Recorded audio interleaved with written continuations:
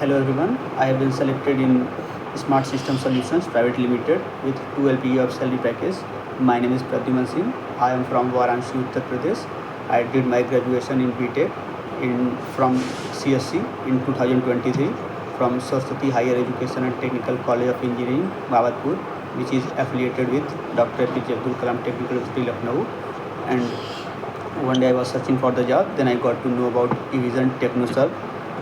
It is an IT recruitment and consulting company. In eVision, I have joined online full-day job internship on 26th Feb 2024 under the guidance of IT managers and administrators. The internship program consists of network fundamental and plus VMware virtualization, CCNA, Windows administration, and I got to learn many things from the eVision.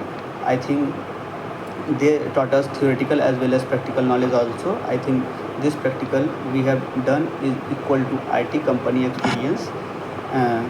We practice a lot and our trainer makes sure that we learn each and every practical theoretically as well as practically. The trainer's way of training is very good. They regularly take mock interviews which really helps me to face interviews. The trainers are very well educated and experienced. After completion of my course, I got placed. Thank you to all team members. It was great learning experience in eVision. Thank you all.